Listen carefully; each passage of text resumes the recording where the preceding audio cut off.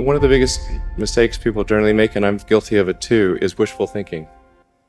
You know, like you want something to be true, even if it isn't true. And so you ignore the things that, you ignore the real truth because of what you want to be true. This is a very difficult trap to avoid.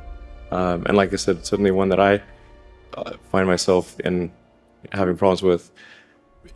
But if you just take that approach of you're always to some degree wrong, and your goal is to be less wrong. If you have an advice to the young people globally who want to be like Elon Musk, what's your advice to them? I think that probably they shouldn't want to be. You? I think it sounds better than it is. Okay. Yeah, it's not as much fun being me as you'd think. There's definitely, it could be worse for sure. Yeah, I mean, it's really hard starting a company. I mean, you have to basically be prepared to work constantly, you know, from when you wake up to when you go to sleep. You have to be willing to deal with a lot of difficult problems and thorny problems. You have to be willing to deal with an enormous amount of stress. And you just got to push yourself super hard. I wouldn't recommend it for most people. No. Yeah, what's the meaning of life and all, you know. But just generally, like I said, I would encourage people to read broadly in many different subject areas, and then try to find something where there's an overlap of your talents and what you're interested in. So people may be good at something, or they may have skill at a particular thing, but they don't like doing it. Mm-hmm.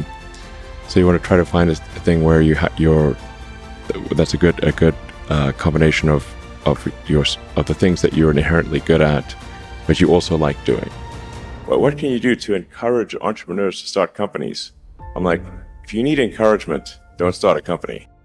Just work like hell. I mean, you just have to put in, you know, 80 to 100 hour weeks every week.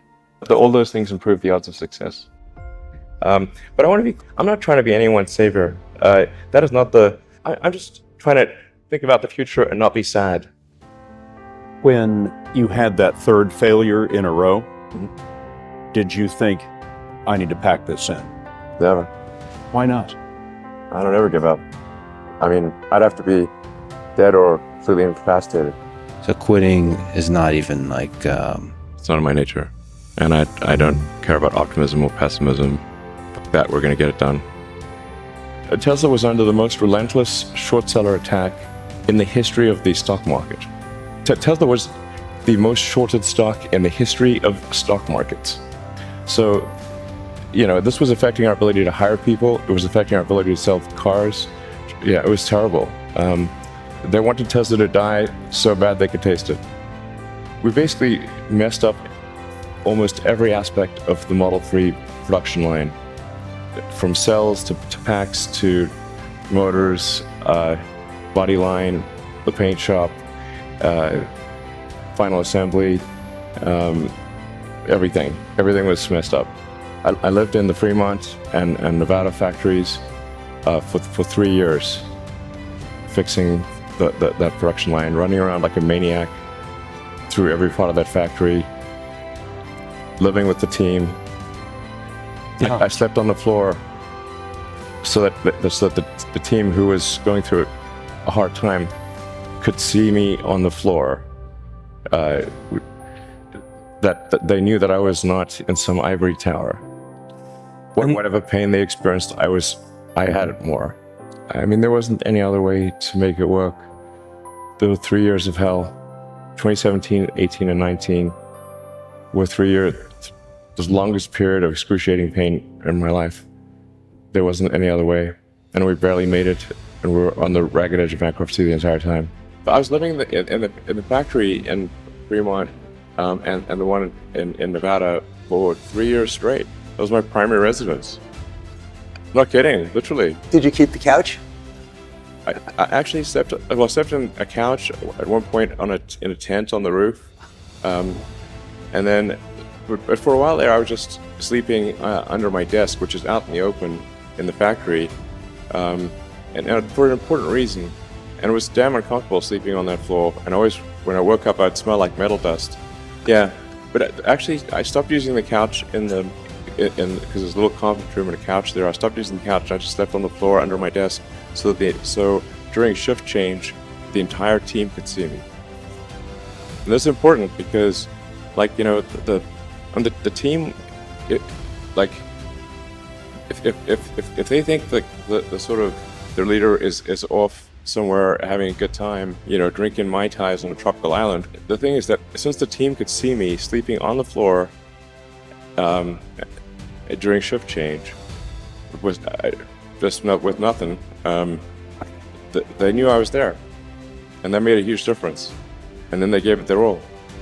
Do you feel that this challenge of figuring out the new way of manufacturing, you actually have an edge now, that it's different, that you've figured out how to do this?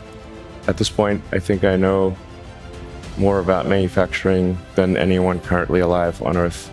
SpaceX, Tesla, Neuralink, and Boring Company are philanthropy. If you say philanthropy is love of humanity, they are philanthropy. Tesla is accelerating sustainable energy. This is a love of philanthropy. Right.